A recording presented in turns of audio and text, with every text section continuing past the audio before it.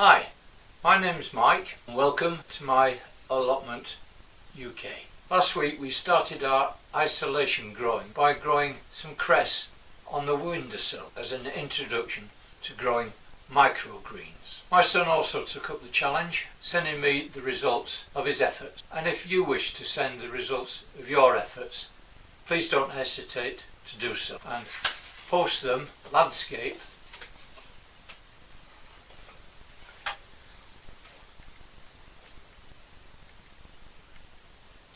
to this address. These are my cress seeds and they're ready for harvest, and I'm looking forward to tasting the egg and cress sandwiches. It is essential we have continuity, and a second batch started, but this time using Coia. I requested, my son obtained a packet of Coia from the pound shop, but not being sure, asked me if this is the stuff, as it's named cocoa soil, to which he received an affirmative answer. The Coia will require soaking overnight in a bucket of water, to which it will expand in volume. So you need a large bucket. I did mine some time ago, long before the lockdown, so at present I don't have a clip. The trays are then placed on a windowsill, and the next video will be to grow some pea shoots. Well, how are you coping with this lockdown? That's 3 weeks now, and we're now to start another 3 weeks. My wife and I are soldiering on, and in general home duties continue, such as cutting the grass. And showing this is not allotment based, but it is. I'm desperately short of compost. The mower was taken to the plot, and I also mowed my plot paths. Plus, this leads me into a lockdown project, a 1 foot square garden, combining it with the no dig mantra. Combining the two philosophies gives encouragement to our younger members and children, and in particular those that are over 70. I have experience of young children, having had 3 and 5 grandchildren, and 10 years experience of being over 70. When you reach 70, digging, no matter how much you enjoy it, just starts to get more difficult. With me, it's the knees. And of course, children don't dig. The size needs to be 4 foot square, because that gives reach possible to every part of the square. And for children, put a 1 foot concrete paving slab in the centre, and this slab will act as a heat source, like a battery, to the surrounding squares, and give the children easy access. I started by securing a patch of land that I knew definitely and was as close as I could find to be called virgin land. This patch of land is over the path of the cables from the switch room to the first pylon on the distribution network, which was in the 1930s, so it's at least 90 years when it was last farmed. And I am following Charles Dowding's mantra in that I am repeating his guidance. Cutting the grass is not necessary, but I want to ensure that there will be no obstructions underneath the card. For really weedy ground like this, Charles suggests 2 layers of card, overlapped and covering over the 4 foot square. The crisis has increased home deliveries, giving ample material. Compost requires to be at least 4 inches thick, and it comes at a cost. And if you remember, garden centres that are closed, you can't buy it from B&Q. So I obtained it by telephoning, and the garden centre local to us delivered this compost for a small charge of £10. It's taken 4 bags, which was filmed by the action of a 2-step. This firming of the compost, this is firming the compost, not solidifying it. There is a difference.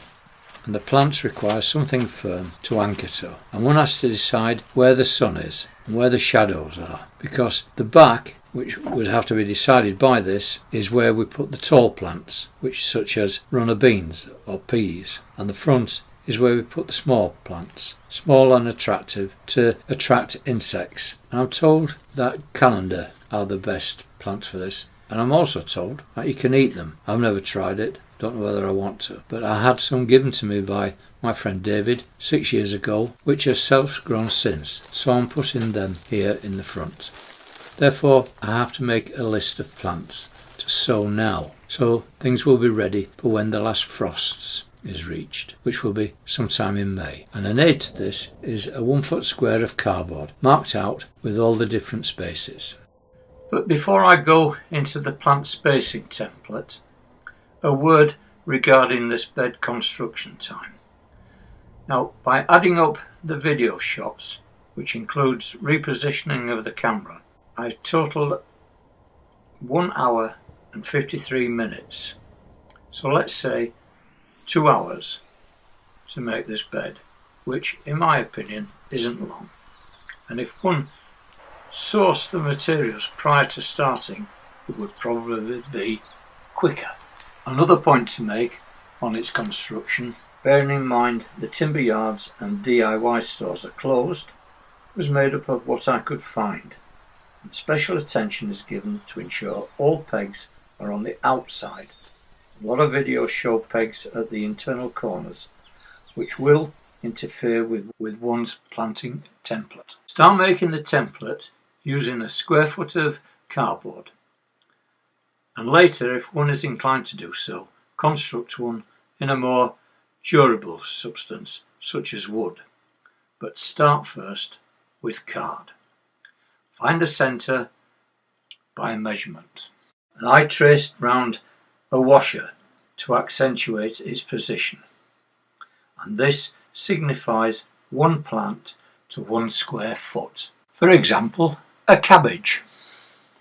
Mark out from the centre a grid 3/4 of an inch, but because the card box I used was already 300 mil square, my grid was 20 millimeters. Not a problem. And then divide these 4 squares in their centre, which will then give us 16 squares. A simple matter now to mark out for 4 plants per square foot. And again, do this with the coloured pen, and we can plant now, say, onions or sweet corn. With the 4 plant per square foot established, by placing ring binder reinforcing washers in the centre of the 16 squares, we now establish a 16 plant per square foot ratio, which can be, say, for carrots or radishes. We can then mark up for the 9 plants, those in yellow, which include beans, and the 8 plants, which are in green, for peas. 3 plants would be a triangle, and 2 plants a diagonal. Moving now onto the plot, the calabrese I trialled with the various composts are now ready for planting out, and this season raised bed 4 is the designated bed.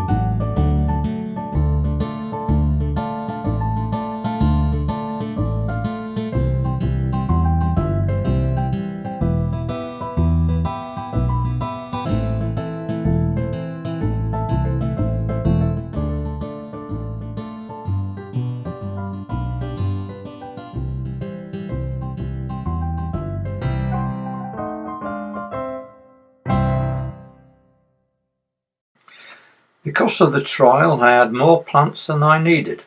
Some I gave to other plot holders, including my daughter, and a couple brought home and planted discreetly in the flower beds as part of a lockdown growing example.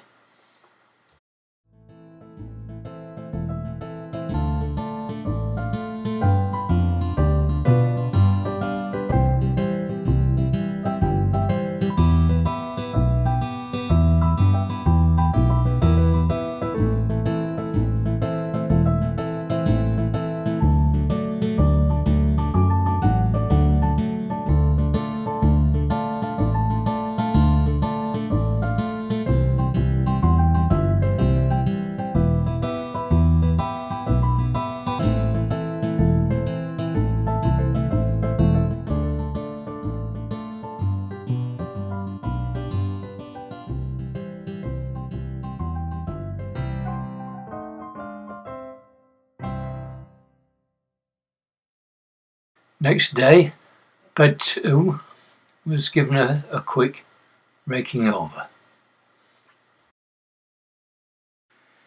But the main task of the day was my onion bed. I noticed when the electric board were on site, a crust had formed on the surface. The only way to remove it was to take away the black weed control fabric and give it a good hoeing. The hoe I had on site was a swole, which I found did not penetrate the surface. What I needed was an onion hoe. I substituted a hand fork, which worked very satisfactorily. The surface was a hard, brittle skin, revealing soft, damp soil beneath.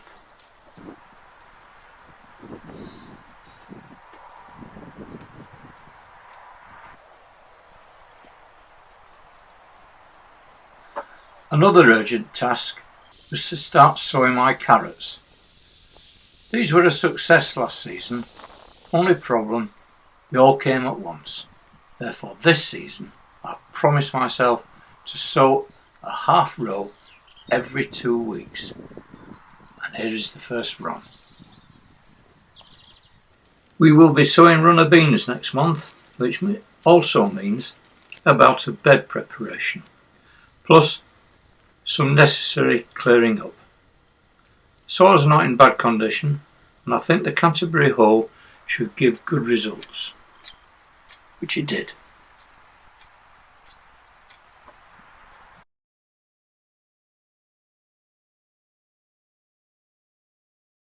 So, if you've enjoyed the video, thumbs up would be nice. If you've not already done so, please subscribe, and if you ring the bell, you'll get the latest update. And all that's left for me to do now is to say take care, look after yourself with this coronavirus about, and hopefully if everything's okay, I'll see you next week. So bye.